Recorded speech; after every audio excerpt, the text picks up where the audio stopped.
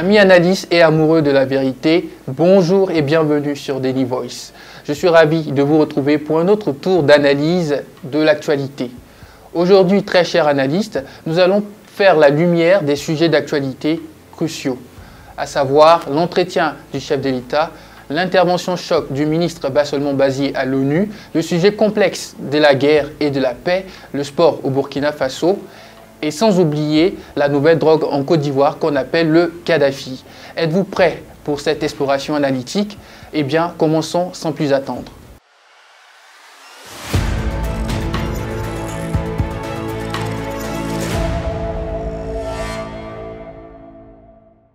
« 30 septembre 2022, 30 septembre 2023. Maintenant un an que le capitaine Ibrahim Traoré est au pouvoir. Une année parsemée d'embûches, car après la prise du pouvoir par un coup d'État n'est pas une mince affaire et demande beaucoup de moyens, de courage et de détermination pour répondre aux besoins du peuple de plus en plus exigeant et inquiet quant à la situation sécuritaire du pays. Pour marquer ces 12 mois à la tête du pays, le président Ibrahim Traoré s'est prêté aux questions des journalistes lors d'une grande interview le 29 septembre 2023. Il a fait comprendre que c'est le pouvoir du peuple et que c'est le peuple qui leur a confié une mission, donc ils se doivent de la réussir. Il y a quelques mois, il nous disait que dans la dissertation de la guerre, nous sommes à l'introduction. Quelque temps après, le président nous confie que nous sommes toujours à l'introduction de la guerre. On se demande bien, quand est-ce qu'on commencera le développement? On devrait comprendre que dissertation en français, en histoire ou même en philosophie est différente d'une dissertation en guerre. Et c'est compréhensible si cela prend du temps, puisque ce n'est pas une dissertation pour élèves, mais pour soldats. À propos de cette guerre, le chef de l'État a laissé entendre que les armes ont fait défaut dès la prise de son pouvoir. Il laisse paraître là un militaire qui avait la fougue d'aller au combat, mais qui n'avait pas le minimum d'équipement militaire. C'est avec surprise que j'apprends comme vous que dans la soute du Burkina Faso, on ne pouvait même pas en ressortir 200 Kalachnikov. Je dis bien 200 Kalachnikov. Je vous réchoque avec cet extrait. On se disait qu'il y avait de la logistique, des armes et tout, mais on ne voulait pas nous donner. Mais on est arrivé, on a constaté que ce n'était pas le cas. Il n'y avait rien, les gens n'ont pas préparé la guerre. Maintenant que ça fait des années de guerre. La première des choses, c'était de chercher à savoir qu'est-ce qu'il y a dans nos soutes. Il n'y avait rien. Il n'y avait rien. On ne peut même pas trouver 200 Kalachnikov en réserve. Pour l'ensemble du territoire burkinabé, bien sûr, 200 Kalachnikov. Il n'y en avait pas en réserve dans les soutes. Okay. On a envoyé des missions à aller vérifier. Vous pouvez aller, d'ailleurs vous êtes des journalistes, allez-y au niveau du matériel, vous les demandez en octobre qu'est-ce qu'il y avait, quelle quantité de munitions il y avait. On ne pouvait pas communiquer. Ce n'était pas nous en son temps qui allons sortir et dire ok, nous on croyait que, mais c'est pas ça, c'est une information qu'on donne aux terroristes. Il fallait s'équiper, être à un niveau. Aujourd'hui, je peux le dire, parce que nous avons au moins 10 000 fois peut-être cette quantité aujourd'hui. Une guerre se prépare. Et selon la compréhension des propos du président, cette guerre n'a pas été anticipée jusqu'à présent. C'est seulement maintenant qu'elle commence à être préparée. C'est pourquoi nous en sommes encore à la phase d'introduction. Maintenant que nous disposons d'au moins 10 000 fois la quantité initiale du matériel militaire, que nous avons acquis les équipements nécessaires et que nous sommes en train d'acquérir d'autres armements, les choses sérieuses peuvent commencer. Et oui, les armes dans notre contexte actuel sont très importantes. C'est pourquoi lors de la 78e session de l'Assemblée générale des Nations Unies, le ministre Bassolement Bazié a crié fort à la tribune de l'ONU sur le blocage des armes que le Burkina Faso a commandé. Certains pays veulent nous mettre les bâtons dans les roues. Alors, ils sont prêts à tout. Écoutons son ras-le-bol. Nous assistons au blocage de notre matériel militaire, commandé avec la sueur de nos compatriotes, toujours sous l'impulsion de la France. En exemple, pour les vecteurs aériens, nécessaires pour le contrôle et la défense du territoire, nous avons eu un contrat avec le Brésil, dont la licence d'armes devait provenir de la Belgique et le système de navigation de tir ainsi que des caméras des États-Unis d'Amérique, puis un moteur du Canada. Ces moyens sont aujourd'hui fallacieusement et cyniquement bloqués. Vous parlez de défense des droits humains à cette tribune de l'ONU. Je vous invite donc à nous livrer incessamment nos armes pour la défense et la protection de nos populations meurtries. En tout état de cause, vous êtes solennellement saisis. Et si rien n'est fait, l'histoire vous tiendra responsable de non-assistance à personne en danger. C'est un extrait du discours du ministre Bassolmon-Bazier. Il a été long dans son discours, mais très tranchant. Certains ont trouvé qu'il est allé trop fort, mais moi je pense que c'est bien ainsi, car cette occasion est donnée une fois par an de s'exprimer devant le monde entier pour aborder les problématiques qui jonchent notre monde.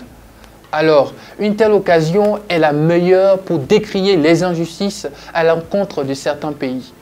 2 jours après son intervention, il a déclaré lors de sa rencontre avec la diaspora burkinabé aux États-Unis que les armes commandées ont été débloquées. Une raison pour dire bravo, monsieur le ministre, pour ce discours qui a porté du fruit sur un plan très important. Quand c'est bon, il faut le dire. Ils ne veulent pas nous aider. On prend notre argent, on achète. On attend ça, ne vient pas, on veut demander. On dit non, la France a écrit à tel pays là, il faut dire que nous on est en train de s'entretuer. Il ne faut pas donner nos argent. Notre argent. Vous avez encaissé notre argent et vous bloquez les brevets. C'est ce que je leur ai dit avant-hier. Et aujourd'hui, à 14 h, le ministre de la Défense m'a envoyé un message pour dire qu'après le discours, ils ont commencé à libérer tout le matériel.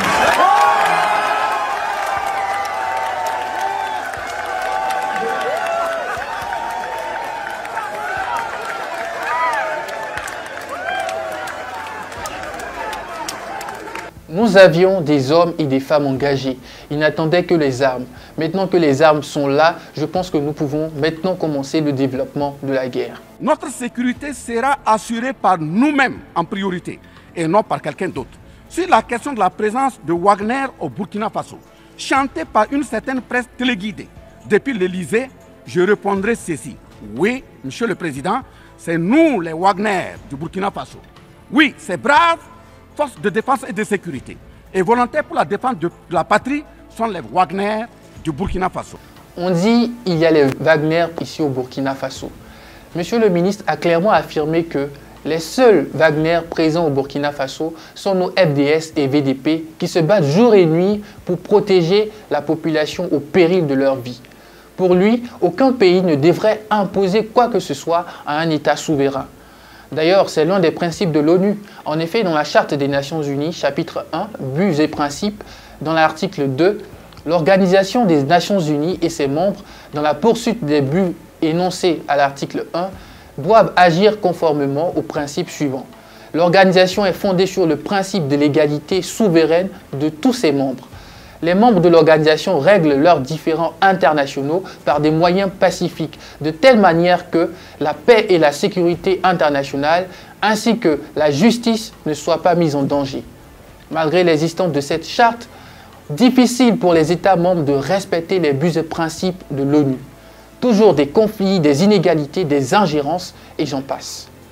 Dans cette question de lutte contre le terrorisme, en général et dans le Sahel en particulier, voici d'autres faits que vous n'ignorez certainement pas, et j'en suis certain. Primo, dans le Sahel, nous avons près d'une dizaine de milliers de soldats d'armées étrangères, composés en majorité de soldats français, mais également des soldats américains, allemands, italiens, etc., avec des armes, des matériels volants et de surveillance des plus sophistiqués au monde. Et malgré tout, personne ne voit des colonnes de centaines de terroristes se déplacer pour aller servir la désolation et la mort. Il y a de nombreuses forces étrangères dans certains pays africains avec des matériels militaires de haute gamme. Dans les zones en proie au terrorisme, ils disent nous aider pour lutter contre le terrorisme, mais on ne voit rien. Environ 10 ans de présence dans le Sahel, mais pas d'action concrète pour en finir avec le terrorisme. On nous montre dans les films d'action et des documentaires la superpuissance militaire de certains États d'Europe et de l'Amérique, mais sur le terrain, en particulier dans le Sahel, ces superpuissances sont muettes. Est-ce que d'autres personnes viendront se battre à notre place gratuitement comme de bons samaritains? Non et non. C'est à nous de prendre les choses en main et de nous unir pour une libération de l'Afrique. Et pour une libération de l'Afrique, il faut interpeller les gens sur la notion de paix, qui est primordiale pour de meilleures collaborations. À cet effet, le jeudi 21 septembre 2023, c'était la Journée internationale de la paix, célébrée partout dans le monde. En parlant de la paix, j'aurais aimé que nous vivions dans un monde paisible, dépourvu de guerre, où les hommes de toutes les nations s'entendent et où le mot paix n'est pas qu'un simple mot, mais un acte concret. Et pour enchérir mes propos, Feu Félix Houphouët-Boigny, ancien président de la Côte d'Ivoire, lors de son discours en 1976, disait que la paix ce n'est pas un vain mot, c'est un comportement. Mais de nos jours, difficile de trouver la paix, car rares sont ceux qui ont un comportement qui tend vers la paix. Je ne sais pas si vous avez déjà eu cette même pensée que moi, mais depuis l'âge de 15 ans ou 16 ans, je me suis toujours demandé pourquoi dans notre monde, les hommes sont prêts à investir des millions, voire des milliards dans l'armement et les guerres. Prenons le cas de la guerre en Ukraine qui a débuté en février 2022. Selon le site Toute l'Europe, toutes les différentes aides comptent plus de 77 milliards d'euros, dont une bonne partie consacrée à l'achat d'armes. Pourquoi cet investissement massif dans la destruction plutôt que dans l'aide aux personnes affamées ou malades? Pourquoi ne pas s'unir et dialoguer avec ces deux pays en guerre pour les ramener à la raison? Au lieu de cela, on prend parti, on collabore et on finance le combat. Quelle stupidité des êtres humains! En y réfléchissant, je suis emmené à conclure que toutes les guerres, les injustices et les inégalités sont le résultat des actions des êtres humains qui ne se soucient pas suffisamment de préserver la vie et le bien-être de leurs semblables. Et je crois que le président sud-africain Cyril Ramaphosa est sans doute présent dans mes pensées car il a dénoncé à la tribune de l'ONU lors de la 78e Assemblée générale les sommes colossales dépensées pour la guerre plutôt que d'investir dans des causes raisonnables. Écoutez-le vous-même. And making sure that there is development in countries that are vulnerable. Centuries after the end of the slave trade, decades after the end of the colonial exploitation of Africa's resources, the people of our continent are once again bearing the cost of industrialization of the North and the development of the wealthy nations of the world. Il est difficile de comprendre pourquoi tant de ressources sont consacrées à la guerre alors que tant de personnes souffrent de maladies évitables et de la faim à travers le monde. Les priorités de notre société semblent parfois complètement inversées, contradictoires et insensées. Cette question m'a toujours poussé à chercher des réponses et à réfléchir à la façon dont nous pourrions contribuer à un monde plus juste et équitable. Rappelons que le 21 septembre 2023, lors de la Journée internationale de la paix, s'est tenu les Peace Talks de Genève pour réfléchir sur le thème officiel des Nations Unies pour la Journée internationale de la paix. Action en faveur de la paix, nos ambitions pour les objectifs mondiaux. À cette occasion, Cheikh Faisal Traoré, représentant d'Interpeace Burkina et président d'Action CIDEP, a livré un message fort sans oublier de mentionner la web télé Daily Voice qui s'aligne également dans cette quête de la paix. Sans développement, aucune paix ne sera durable. Sans paix, aucun développement qui serait viable ne sera réalisé. Mais sans la paix et sans le développement, aucun épanouissement humain ne peut être envisagé. Il est essentiel que nous continuions à mettre en avant les priorités de notre société et à encourager des valeurs qui mettent l'accent sur la coopération, la générosité et l'entraide. En fin de compte, nous sommes responsables de notre avenir commun. Et il est temps que nous travaillions ensemble pour construire un monde meilleur pour tous et surtout pour la génération future. Ensemble, changeons de mentalité. Ouvrons la page sportive de cette analyse avec cet extrait. Nous, notre objectif, c'est d'approuver les stades les plus rapides possible. Mais il faut aussi que dans ce côté, il y a l'engagement et certainement que les gens qui travaillent sur les stades sont qualifiés aussi. Ça, c'est une autre question nous voulons que les autorités garantissent que les gens qui sont en train de travailler sur les stades et qui vont travailler d'ici au final, ils sont qualifiés. Parce qu'un stade de football aujourd'hui, c'est pas comme une maison. Il y a des spécificités, il y a des choses il faut vraiment prendre attention.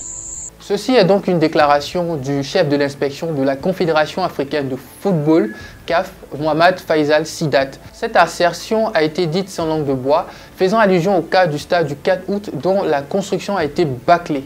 Ça fait des années qu'on est dessus. Vous l'avez sans doute constaté et cela a été confirmé par l'inspection de la CAF qui a affirmé que les entrepreneurs actuellement en charge de la rénovation du stade ne sont pas qualifiés. Il faut le dire. Ce n'est pas difficile à comprendre. Il veut tout simplement faire comprendre à ces personnes à qui le travail a été confié qu'un stade ne se construit pas comme une maison. Il faut donc engager des experts et surtout de vrais experts. On se demande bien quand il fait des 14 milliards. Cette somme colossale aurait pu servir à construire des hôpitaux ou contribuer à l'effort de guerre, au lieu de la confier à des personnes qui se fichent complètement de l'importance et la qualité d'avoir un stade moderne à notre époque actuelle et donner une image valorisante du paysage sportif de notre pays. En voulant épargner, le pays va plus dépenser. C'est à croire qu'il y a un autre budget qui sera dégagé pour le fameux stade du 4 août. Vous voyez, un incompétent coûte plus cher qu'un compétent. On nous l'avait dit, mais on aime tester quand même. Regardez tous ces dégâts et cette perte de temps. On est déçu de cette affaire. Comment peut-on croire que dans tout un pays, il n'y a absolument pas un seul stade qui puisse accueillir une compétition internationale et que nos footballeurs sont obligés de se rendre au Maroc, en France ou d'autres pays pour disputer des matchs? C'est dommage. Comment on peut se faire respecter avec ça? Selon un article paru dans la rubrique « Une lettre pour l'AI » de l'observateur Palga, des révélations ont été faites concernant les dépenses engagées par le Burkina Faso pour organiser ces matchs internationaux à l'étranger. Selon ce journal, le coût total de chaque match, incluant toutes les dépenses, s'élève à environ 300 millions de francs CFA. Je dis bien 300 millions de francs CFA. Cette somme couvre divers aspects tels que l'achat des billets d'avion pour le déplacement des joueurs, la possible location d'un vol spécial, ainsi que la location d'un stade, y compris la rémunération du personnel nécessaire, c'est-à-dire personnel de sécurité, etc. En revanche, les estimations pour l'organisation d'un match à domicile seraient sensiblement moins élevées, se situant autour de 50 millions de francs CFA, toujours selon l'observateur Palga. À partir de ces informations, vous pouvez faire vous-même votre propre analyse, mes analystes. Ça ne nous arrange pas d'aller jouer à l'extérieur. Il est encore mieux de jouer à domicile, dépenser moins et permettre à un grand nombre de supporters d'assister au match. On espère que les concernés entendront notre voix pour un changement imminent. Ce n'est d'ailleurs pas le seul problème du monde sportif au Burkina Faso. Il y a d'autres secteurs sportifs qui sont touchés par la négligence et la recherche du gain facile des acteurs du domaine. Récemment, le cycliste Paul Daumont a fini par ouvrir la bouche et exprimer son ras-le-bol. Depuis 2018, maintenant 6 ans qu'il bricole son vélo pendant que ses adversaires s'entraînent. Malgré ses nombreux succès à des compétitions nationales et internationales, il a quand même besoin d'un nouveau vélo pour lui permettre d'être à l'aise et de s'entraîner aisément comme ses adversaires. On a un ministère des Sports, de la Jeunesse et de l'Emploi. On a de nombreuses structures sportives. Mais que font-ils? Travaillent-ils pour rehausser vraiment l'image sportive de notre pays? Prenons le cas du basketball, qui est l'un des sports le plus suivis dans le monde et auquel de nombreux jeunes s'y intéressent, même ici au pays des hommes intègres. Mais j'ai l'impression que dans notre pays, nous n'avons pas de basketteurs, aucune compétition. Peut-être il y en a, mais c'est sûrement des compétitions invisibles, parce que moi, je ne vois aucune communication. Pourtant, si vous sillonnez quelques quartiers des villes, vous verrez des terrains de basket sur lesquels jouent des jeunes passionnés. Le mal, il est profond. Des talents sportifs ici au Burkina Faso, il y en a énormément. Des jeunes passionnés de sport, on en trouve partout. Pour preuve, le 17 septembre 2023, le Burkina Faso a remporté la Coupe d'Afrique de floorball, tant dans la catégorie masculine que féminine, à Abidjan, en Côte d'Ivoire. Les hommes ont battu la Côte d'Ivoire 3-2, tandis que les femmes ont pris le dessus sur le Kenya avec un score de 1-0. Voilà un nouveau sport en Afrique où nos sportifs se démarquent, mais de façon claire. Qu'est-ce qui se passe dans le basketball? Et pas que. Et n'oublions pas nos sportifs locaux comme Hugues Fabrice Zongo qui brille en triple saut et a récemment décroché le titre de champion du monde à Budapest, ainsi qu'Aaron Bibi qui domine l'haltérophilie et détient le titre de l'homme le plus fort du monde. Mentionnez également Paul Daumont en cyclisme, Dango Ouattara, Edmond Tabsoba et bien d'autres encore qui portent haut les couleurs de notre pays sur la scène internationale. Tous ces sportifs, qu'ils aient été évoqués ou non, sont une source incommensurable de fierté pour notre nation à travers le monde. Il faut que certains sports se réveillent. Direction maintenant la Côte d'Ivoire pour parler de cette nouvelle drogue appelée Kadhafi qui fait des ravages depuis quelques temps. Les défis lancés par un groupe des jeunes sans papo sur les réseaux sociaux intitulé « Je veux voir mon Kadhafi » détruit la jeunesse ivoirienne. Suivez ce reportage de Brut Afrique pour en savoir plus. Danser en faisant semblant de se gratter, de somnoler, faire des mouvements lents, c'est le challenge Kadhafi qui cartonne en ce moment sur le TikTok ivoirien et qui consiste donc à imiter une personne sous l'empire de drogue. Le problème, c'est que ce challenge créé par le groupe ivoirien Sans Papo fait directement référence à une drogue qui fait fureur chez les jeunes à Abidjan actuellement. Et cela inquiète de plus en plus les autorités et les médecins. On vous explique pourquoi. Quand on parle de la drogue Kadhafi, ce sont des gens de 10 ans, de 11 ans, de 12 ans, de 13 ans jusqu'à 14, 15 ans. C'est des âges scolaires, c'est des élèves malheureusement qui mettent leur cerveau sous des tensions de façon irréversible, qui entraînent la déscolarisation et tout ce que vous pouvez imaginer dans le chapitre.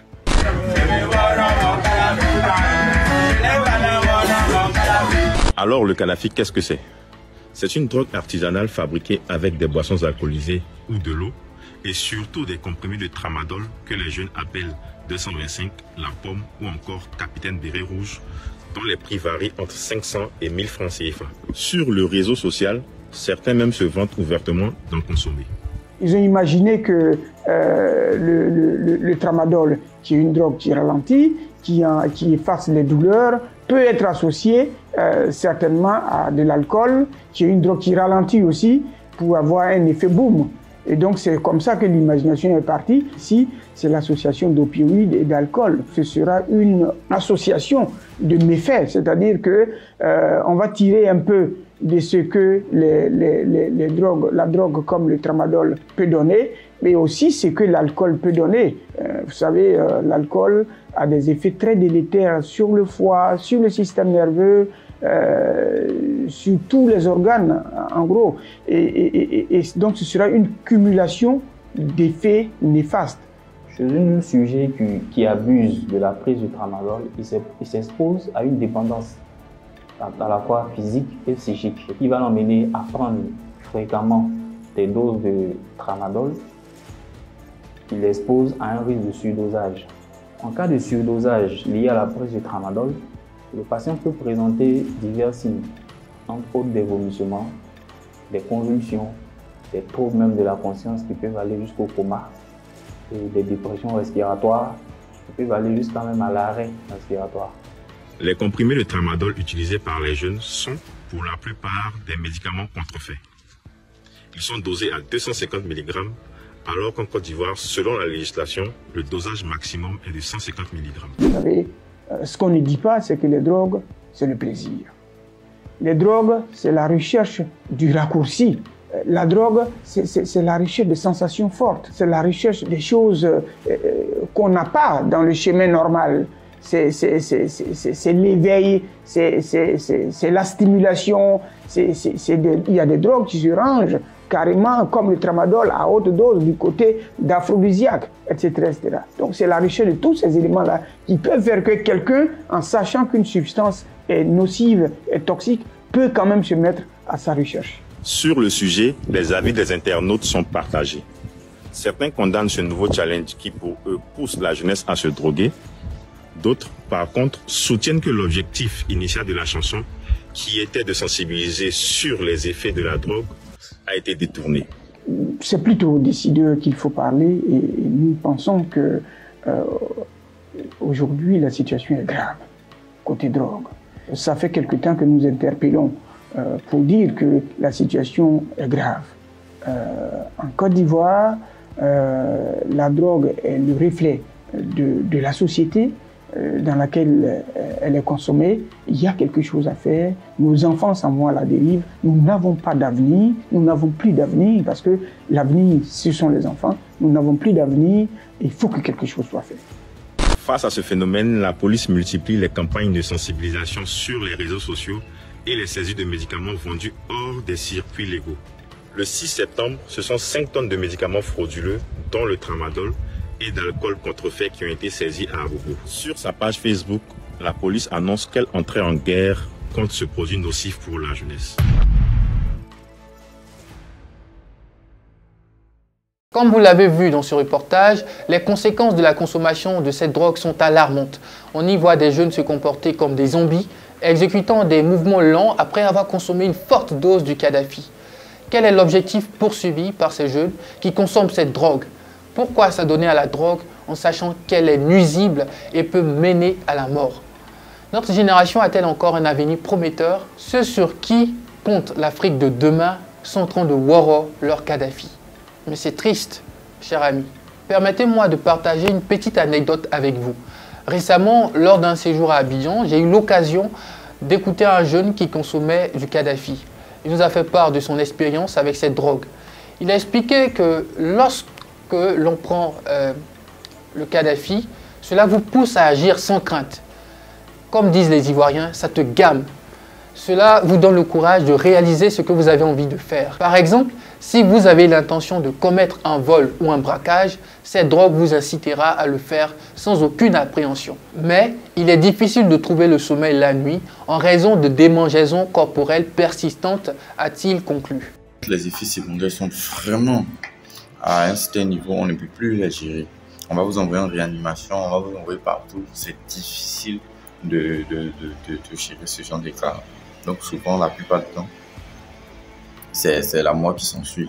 Parce que voilà, la personne va avoir une tachycardie, le cœur va commencer à battre rapidement, il y aura des morceaux de la langue, le cerveau va commencer à ne plus tenir, il y aura des convulsions répétitives qui vont prier le cerveau. Donc c'est vraiment quelque chose à ne pas conseiller. Face à cette menace grandissante, certaines personnes ont alerté les autorités, tandis que d'autres ont essayé de sensibiliser sur les réseaux sociaux. Quelque temps après, les autorités ont lancé des opérations de saisie et d'interpellation pour lutter contre ce phénomène croissant. Il est triste de constater que ces jeunes se font du mal en pensant uniquement à court terme, sans envisager les conséquences à long terme de leur comportement. Les drogues, qu'il s'agisse du Kadhafi ou d'autres substances similaires, peuvent avoir des effets néfastes qui se manifestent progressivement au fil des années. Qui est responsable de cette situation? Les parents, l'État, la société? En réalité, la responsabilité incombe à chacun d'entre nous. Nous devons être conscients de ces poisons qui détruisent notre jeunesse. Ce qui se passe ailleurs peut se produire ici.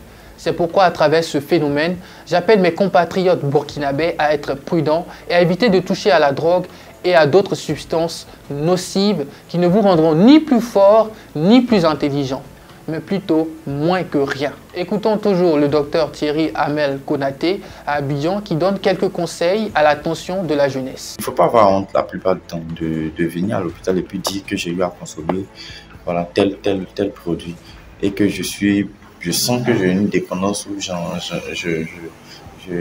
ne peux plus me passer de cela. Et le milieu hospitalier est là, il va vous aider. Il va vous aider à vous en passer. Si vous êtes vraiment conscient, il va vous aider. Voilà. Donc faites très attention.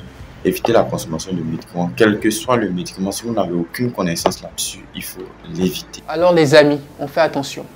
Tu as certainement déjà entendu ce proverbe populaire quelque part. Mieux vaut prévenir que guérir. Nous voici arrivés à la fin de ce 3e numéro de l'analyste Mes Analystes. Je vous convie avec élégance à nous retrouver pour le prochain numéro sur votre web télé Daily Voice. À celui qui entend conseil, la vie sera facile. À bientôt.